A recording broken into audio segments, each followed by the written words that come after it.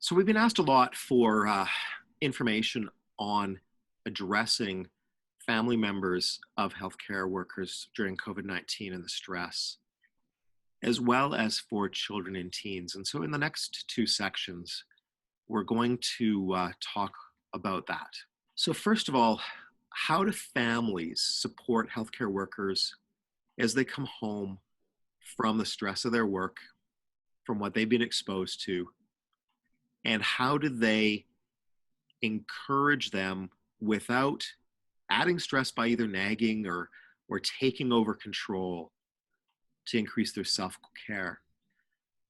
Well, I think that there's a lot of things that family can do, which is, as we said, if you leave the workplace, which is stressful, to only go into another stressful environment, that is just going to sort of keep that stress fire burning.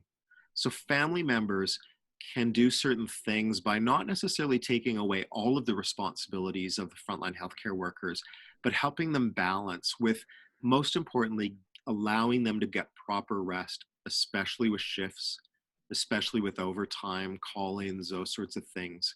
They're recognizing that the basis of good physical and psychological health is rest and sleep. It's being able to encourage and remind our healthcare workers to engage in a healthy diet, get regular activity, even if it's just walking, and to relax and spend time with family and friends, and to turn off the pagers, the apps, all the different social media, and stay healthy and look after yourself, including that if you need medical care, to also seek it.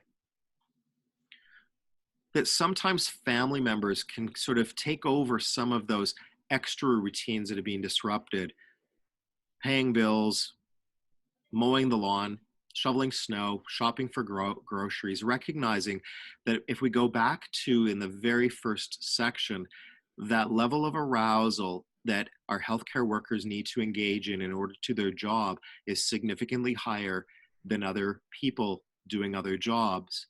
So healthcare workers are burning more energy during the day. And so therefore they may have less energy to do some of those routine tasks. And it's just acknowledging and recognizing them. And it also says that don't expect healthcare workers to come and talk about the experience. But if you do want to engage in a conversation, it can often be better to talk about sharing how their experience has impacted them rather than focusing on the experiences. There's always a tendency to want to talk about what happened, but we actually know that one of the most supportive ways that we can offer that support to others is to talk about how their experience has impacted them as a focus.